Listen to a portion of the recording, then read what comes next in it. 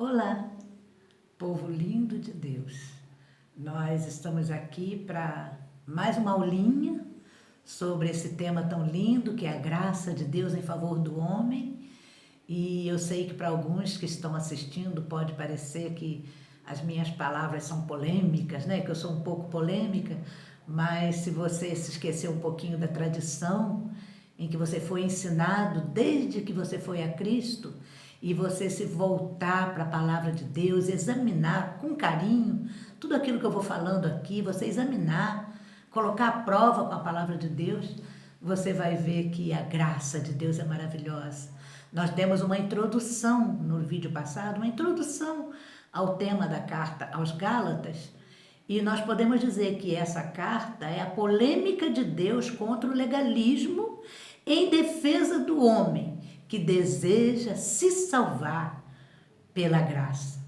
O legalismo de hoje não é a mesma daquela época, a exigência dos fariseus judaizantes, mas são as doutrinas, os estatutos, as exigências, as más interpretações bíblicas que são impostas sobre os membros da igreja, tornando sua vida por vezes mais difícil até de que elas eram antes de conhecer o Evangelho.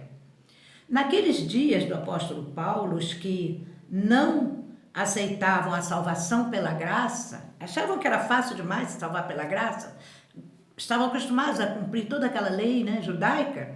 Então eles iam nas pegadas do apóstolo Paulo pelas igrejas e eles iam desestimulando a fé dos crentes. Hoje também não é diferente, meus irmãos.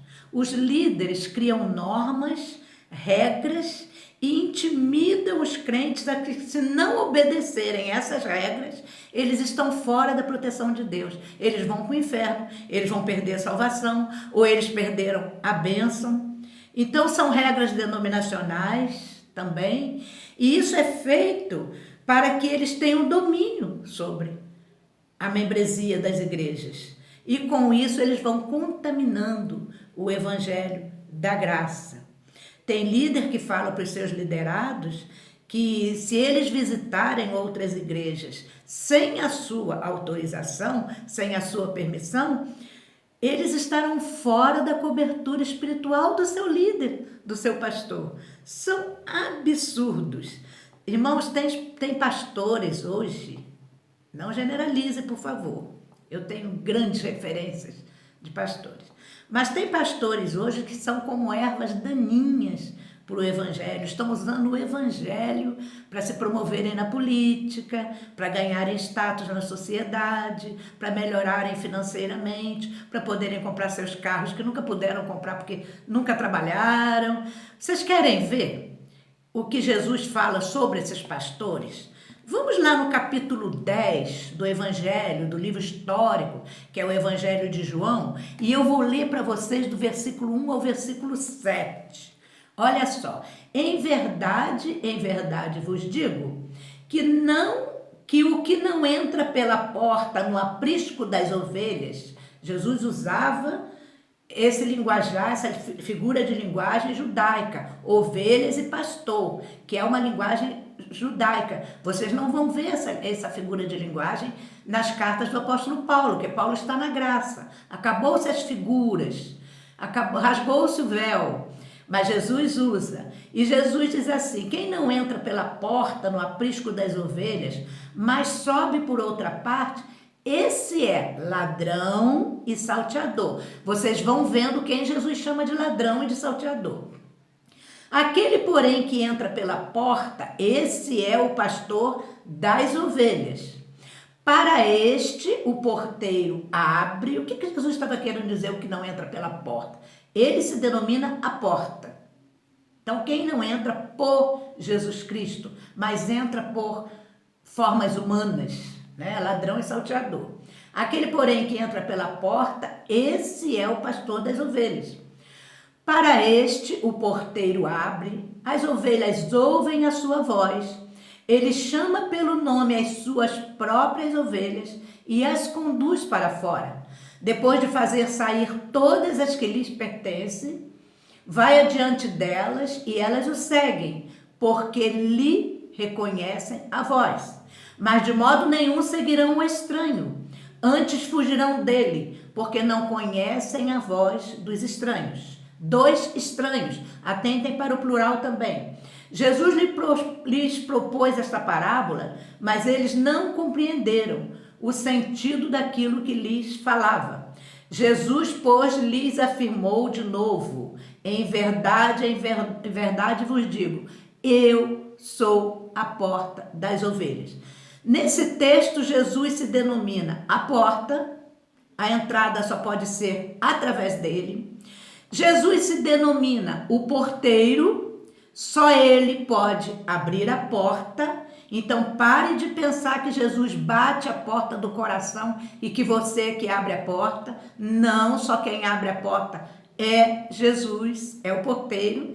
E Jesus se denomina o guia, e que chama suas ovelhas pelo nome, não por títulos. Jesus é o guia e chama suas ovelhas pelo nome. Agora, olha o versículo 8. Eu sou a porta. Se alguém entrar por mim, será salvo. Entrará e sairá e achará pastagem. Liberdade. Se o Filho vos libertar, verdadeiramente sereis livres. Entrará e sairá. Quem é de Jesus tem liberdade, porque só ouvem a voz de Jesus. Agora, então o versículo 8 vai dizer, vocês vão ver no versículo 10, o ladrão vem somente para roubar, matar e destruir. Irmãos, como que vocês ouviram esse versículo desde que vocês foram para a igreja? O diabo não veio senão para matar, roubar e destruir. Mas aqui não está falando em diabo. Olha a leitura rasa que eu falo. E olha a repetição dos chavões que nós acostumamos a repetir. Todo cristão fala esse versículo desse jeito. O diabo não veio para matar, não veio senão para matar, roubar e destruir. Mas vejam, se até aqui a figura do ladrão é atribuída a falsos pastores, que Jesus diz que antes dele vieram muitos e que eram ladrões e salteadores, Jesus está falando dos falsos profetas, dos falsos pastores, não está falando de diabo. Por que no versículo 10, essa figura de ladrão foi colocada como diabo aqui? Essa figura é atribuída aos falsos profetas, aos ladrões. Por que só aqui nesse versículo 10 que os pastores mudaram? O diabo não veio senão para matar, roubar e destruir. Tudo bem, mas aqui não está falando do diabo, está falando dos falsos pastores. E ele completa assim, olha, e eu vim para que tenham vida, e vida em abundância. Agora, versículo 11, eu sou o bom pastor. O Jesus aqui está falando, ele é o bom pastor e os outros são o quê? Ladrões e salteadores, não está falando de diabo.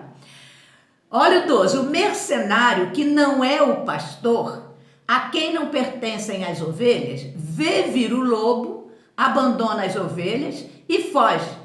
Então o lobo as arrebata e dispersa. Olha, se tem algum diabo nesse texto, se tem, nós poderíamos dizer que é esse lobo. Mas vamos ver a figura do lobo na Bíblia. Olha Atos 28, 29, vamos ver no contexto. Nós temos que olhar contexto, né?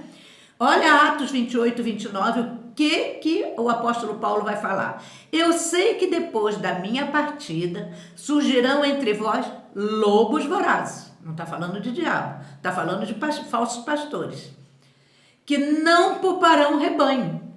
Então Lucas, ao escrever Atos, usa a figura judaica novamente, de pastor e rebanho.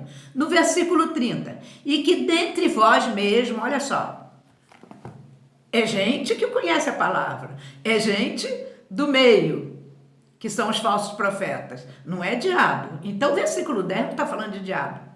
E que dentre vós mesmos, o 12, falando coisas pervertidas, se levantarão homens, né? Falando, se no meio de vocês mesmos vou levantar homens, não é diabo, falando coisas pervertidas, para arrastar os discípulos, já muda o linguajar, já não é ovelha, afastar os discípulos atrás deles. Atrás de quem? Dos lobos vorazes. Então, no capítulo 10 de João, não tem lugar para Satanás, não tem lugar para diabo. São falsos pastores que são chamados por Jesus Cristo de ladrões, de mercenários, de lobos vorazes. Olha Mateus 7, 15 vai dizer assim, ó: acautelai-vos dos falsos profetas, que se vos apresentam como disfarçados de ovelhas, mas são lobos vorazes. Então, até o lobo que tem lá no capítulo 10 de João, não está falando de Satanás, queridos. Eu falei para vocês que tem muitos versículos que são usados e eles tornam-se chavões, tornam-se tradições. E parece aquele telefone sem fio. O pastor fala lá na frente, o presbítero repete, o diácono repete, o pregador repete, as ovelhinhas, né, ficam repetindo. O diabo não veio senão para matar, roubar e destruir. Eu cresci aprendendo esse versículo dessa forma. Não, quem veio para matar e roubar e destruir são os falsos pastores que estão aí matando o rebanho, destruindo o rebanho de Jesus Cristo. No Evangelho da Graça, querido, nós somos filhos. O pastor, o cabeça da igreja é Cristo. Não há lugar para autoridade humana. Jesus está dizendo isso. Quem vem após mim são lobos vorazes.